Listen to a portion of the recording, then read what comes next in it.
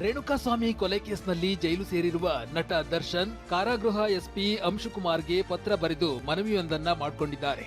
ಮಂಗಳವಾರ ದರ್ಶನ್ ವಿಜಯಲಕ್ಷ್ಮಿ ಮದುವೆ ವಾರ್ಷಿಕೋತ್ಸವ ಇದ್ದು, ಈ ದಿನದಂದು ಪತ್ನಿ ಮತ್ತು ಮಗನನ್ನ ನೇರವಾಗಿ ಕೊಠಡಿ ಒಳಗಡೆ ಭೇಟಿಗೆ ಅವಕಾಶವನ್ನ ಕೊಡಿ ಅಂತ ದರ್ಶನ್ ಮನವಿ ಮಾಡಿದ್ದಾರೆ. ದರ್ಶನ್ ಮನವಿ ಬೆನ್ನಲ್ಲೇ ಮಂಗಳವಾರ ಮಧ್ಯಾಹ್ನ 3 ಗಂಟೆಗೆ ಜೈಲಿನಲ್ಲಿ ಪತ್ನಿ ಪುತ್ರನ ನೇರ ಭೇಟಿಗೆ ಅವಕಾಶವನ್ನ ನೀಡಲಾಗಿದೆ. ಜೈಲಿನ ನಿಯಮಾವಳಿ ಪ್ರಕಾರ ಪತ್ನಿ ಪುತ್ರನ ಜೊತೆ 20 ನಿಮಿಷ ಭೇಟಿಗೆ ಅವಕಾಶವನ್ನ ನೀಡಲಾಗಿದೆ. ಇನ್ನು ಮಂಗಳವಾರ ದರ್ಶನ್ ವಿಜಯಲಕ್ಷ್ಮಿ 23ನೇ ವರ್ಷದ ವೆಡ್ಡಿಂಗ್ ಆನಿವರ್ಸರಿ ಇದೆ. ಪ್ರತಿ ವರ್ಷ ಮದುವೆ ವಾರ್ಷಿಕೋತ್ಸವ ಖುಷಿಯಾಗಿ ಆಚರಿಸಿಕೊಳ್ತಾ ಇದ್ದ ದರ್ಶನ್ ದಂಪತಿ ಈಗ ಕೊಲೆ ಪ್ರಕರಣದ ಕಾರಣ ದೂರ ಇದ್ದಾರೆ. ಇದರ ನಡುವೆ ವಿಜಯಲಕ್ಷ್ಮಿ ಭಾವುಕ ಇನ್ಸ್ಟಾ ಪೋಸ್ಟ್ ಹಾಕಿದ್ದು ಹಾರ್ಟ್ ಬ್ರೇಕ್ ಇಮೋಜಿಯನ್ನ ಹಂಚಿಕೊಂಡಿದ್ದಾರೆ.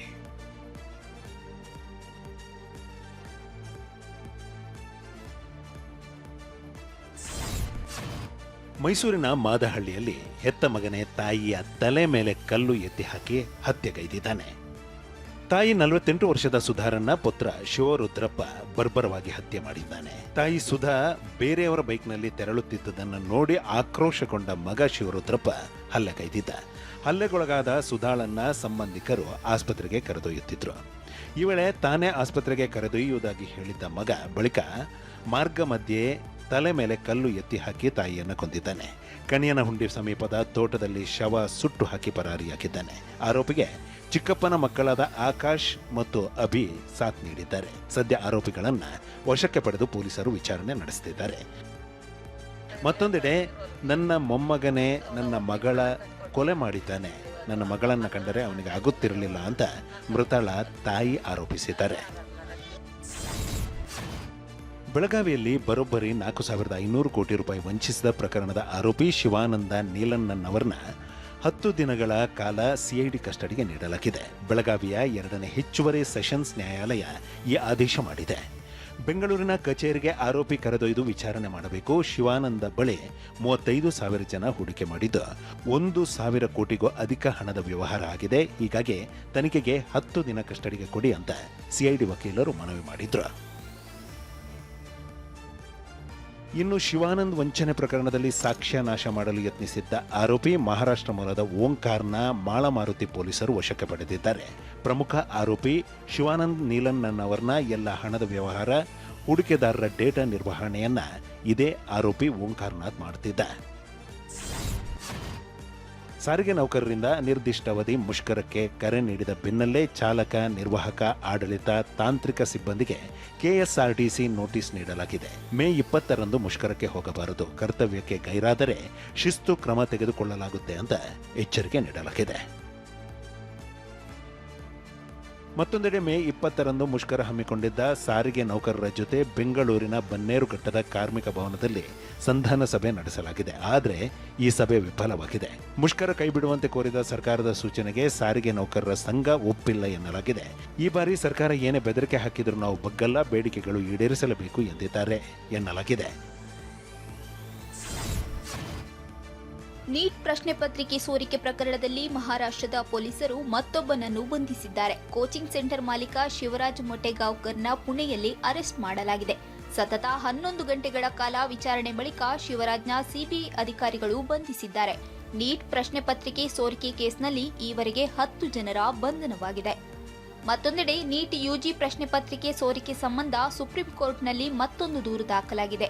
ಆರ್ಜೆಡಿ ಸಂಸದ ಸುಧಾಕರ್ ಸಿಂಗ್ ದೂರು ದಾಖಲಿಸಿದ್ದು ಸೂಕ್ತ ವಿಚಾರಣೆಗೆ ಕೋರಿದ್ದಾರೆ.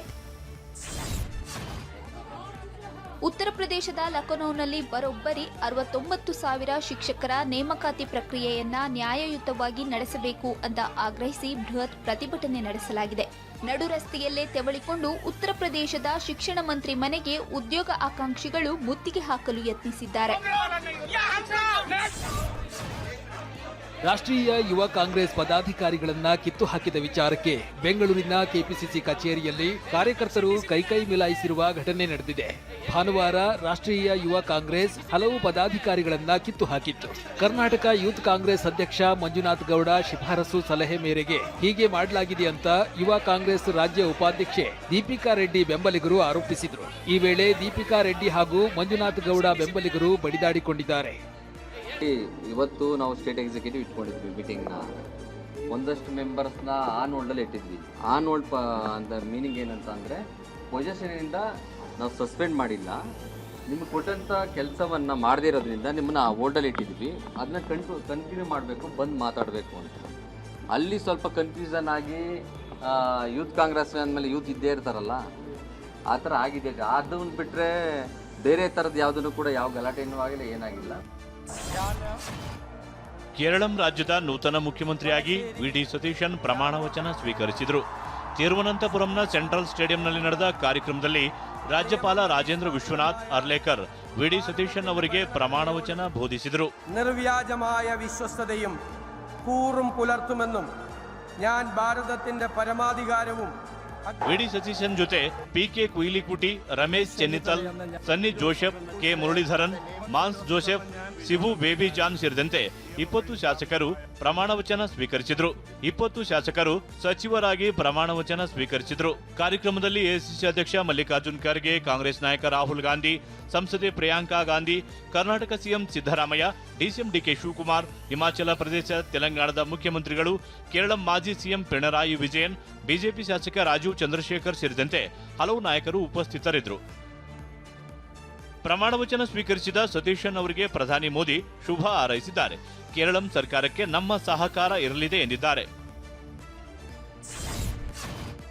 ವಿ.ಡಿ. ಸತೀಶನ್ ಪ್ರಮಾಣ ವಚನ ಸ್ವೀಕರಿಸಿದ ವೇದಿಕೆ ಹಲವು ವಿಶೇಷತೆಗಳಿಗೆ ಸಾಕ್ಷಿಯಾಯಿತು. ವೇದಿಕೆ ಏರಿದ ಪುಟಾಣಿ ರಾಹುಲ್ ಗಾಂಧಿ ಹಾಗೂ ಪ್ರಿಯಾಂಕಾ ಗಾಂಧಿ ಕೂತಿದ್ದಲ್ಲಿಗೆ ಬಂತು. ರಾಹುಲ್ ಹಾಗೂ ಪ್ರಿಯಾಂಕಾ ಪುಟಾಣಿಯನ್ನ ಪ್ರೀತಿಯಿಂದ ಮಾತನಾಡಿಸಿದ್ರು. ಇನ್ನು ಕೇರಳಂನ ಪ್ರವಾಹ ಸಂದರ್ಭದಲ್ಲಿ ವಿ.ಡಿ. ಸತೀಶನ್ ರಕ್ಷಣೆ ಮಾಡಿದ್ದ ವೃದ್ಧೆ ಅಮ್ಮಲು ವೇದಿಕೆಯಲ್ಲಿ ಕಾಣಿಸಿಕೊಂಡ್ರು. ರಾಹುಲ್ ಗಾಂಧಿಯವರನ್ನ ಅಪ್ಪಿಕೊಂಡು ಸಂತಸಪಟ್ರು. ಇನ್ನು ಡಿಸಿಎಂ ಡಿಕೆ ಶಿವಕುಮಾರ್ ಮತ್ತು ಕೇರಳಂ ಬಿಜೆಪಿ ಶಾಸಕ ರಾಜೀವ್ ಚಂದ್ರಶೇಖರ್ ಕೈ ಹಿಡಿದುಕೊಂಡು ಮಾತನಾಡಿದ್ರು. ಪದಗ್ರಹಣ ಕಾರ್ಯಕ್ರಮಕ್ಕೆ Tamil Nadu CM C Joseph Vijay ಅವರನ್ನ ಆಹ್ವಾನಿಸಲಾಗಿತ್ತು. ಆದರೆ ಹೆಚ್ಚು ಜನರು ಸೇರುವ ಸಾಧ್ಯತೆ ಹಿನ್ನೆಲೆ ವಿಜಯ್ ಕಾರ್ಯಕ್ರಮಕ್ಕೆ ಗೈರಾದ್ರು ಎನ್ನಲಾಗಿದೆ.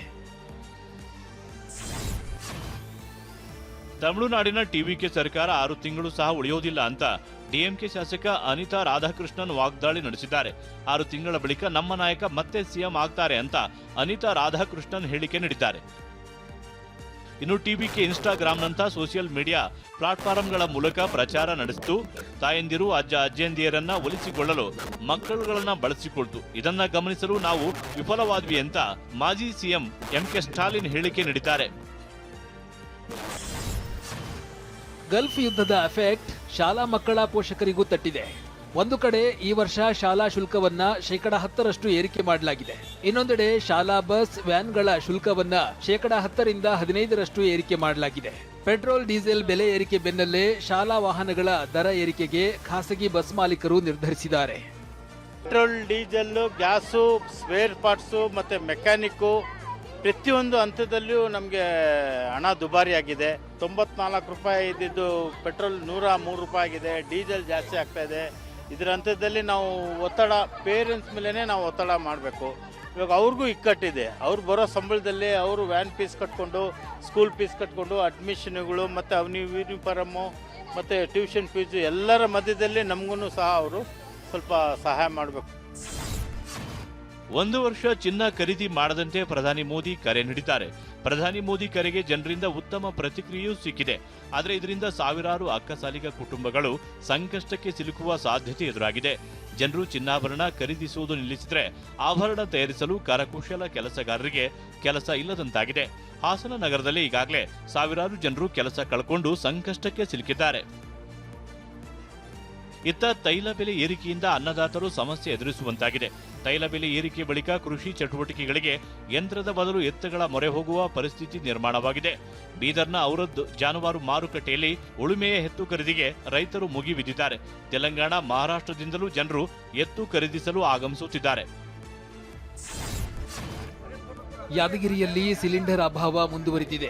ಗೃಹ ಬಳಕೆ ಸಿಲಿಂಡರ್ ಸಿಗದೇ ಇದ್ದಿದ್ದಕ್ಕೆ ಸಿಟ್ಟಿಗೆದ್ದ ಜನರು ಹುಣಸಗಿ ತಾಲೂಕಿನ ಕೊಡೇಕಲ್, ನಾರಾಯಣಪುರ ರಸ್ತೆ ತಡೆದು ಪ್ರತಿಭಟನೆಯನ್ನ ನಡೆಸಿದ್ರು. ಕಳೆದ 1 ವಾರದಿಂದಲೂ ಕೆಲಸ ಬಿಟ್ಟು ಏಜೆನ್ಸಿ ಮುಂದೆ ನಿಂತರೂ ಸಿಲಿಂಡರ್ ಸಿಗ್ತಿಲ್ಲ ಅಂತ ಆಕ್ರೋಶ ವ್ಯಕ್ತಪಡಿಸಿದ್ರು. ಬುಧವಾರ ದಿನ ಬಂದು ಪಾಳ್ಯ ಕಚ್ಚಿವಿ, ಇನ್ನಕ್ಕಾದ್ರೂ ಗಾಡಿ ಬಂದಿಲ್ಲ. ನಮ್ಮ ಪರಿಸ್ಥಿತಿ ಹೆಂಗ ರೈತರದು ದಿನಕ್ಕೆ 500 ರೂಪಾಯಿ ಪಗಾರ ಬಿಟ್ಟು ಒಂದೊಂದು ವಾರ ಆಯ್ತು ಇಲ್ಲಿ ಬಂದು ಇಲ್ಲಿ ಸಮಸ್ಯೆ ಕಾಪಾಡಿ ಯಾರು ಮಾತಾಡಿದಾರೆ ಇಲ್ಲಿ ಯಾರೋ ಒಬ್ರು ಅಧಿಕಾರಿಗಳು ಒಬ್ಬೊಬ್ರು ಅವರು ಅವ್ರು ಗ್ಯಾಸ್ ಅಂಗಡಿ ಏಜೆಂಟ್ರು ಒಬ್ರು ಬಂದು ನಮ್ಗೆ ಸಹಕಾರ ಕೊಡೋರು ಕುಡಿಯೋಕೆ ನೀರಿಲ್ಲ ಇಲ್ಲಿ ಪರಿಸ್ಥಿತಿ ಹಂಗ ಚಲೋ ಇಲ್ಲ. ರಾತ್ರಿ 4 ದಿನ ರಾತ್ರಿ ಇಲ್ಲೇ ವಾಸ ಮಾಡೋದು. ವಾರ ಆಯ್ತು.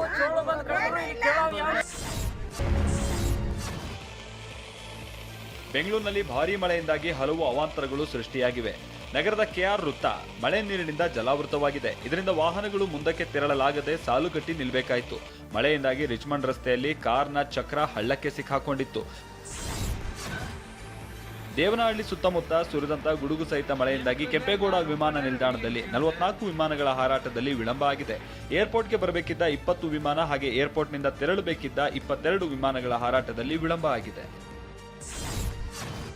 ದಾವಣಗೆರೆ ಜಿಲ್ಲೆಯ ಹೊನ್ನಾಳಿ ತಾಲೂಕಿನಲ್ಲಿ ಗುಡುಗು ಸಿಡಿಲಿನ ಅಬ್ಬರಕ್ಕೆ ಹೃದಯಾಘಾತವಾಗಿ ನಾಗರಾಜಪ್ಪ ಅನ್ನೋರು ಸಾವನ್ನಪ್ಪಿದ್ದಾರೆ. ಭಾರತದ ಬಹುನಿರೀಕ್ಷಿತ ಮತ್ತು ದೇಶದ ಮೊದಲ ಬುಲೆಟ್ ರೈಲು ಯೋಜನೆಯ ಅಧಿಕೃತ ಚಿತ್ರವನ್ನ ರೈಲ್ವೆ ಸಚಿವಾಲಯ ಸಾರ್ವಜನಿಕ ಪ್ರದರ್ಶನಕ್ಕೆ ಇಟ್ಟಿದೆ. ದೆಹಲಿಯಲ್ಲಿರುವ ರೈಲ್ವೆ ಸಚಿವಾಲಯ ರೈಲ್ ಭವನ್ ಗೇಟ್ ಸಂಖ್ಯೆ 4 ಬಳಿ ಈ ಚಿತ್ರವನ್ನ ಅಳವಡಿಸಲಾಗಿದೆ.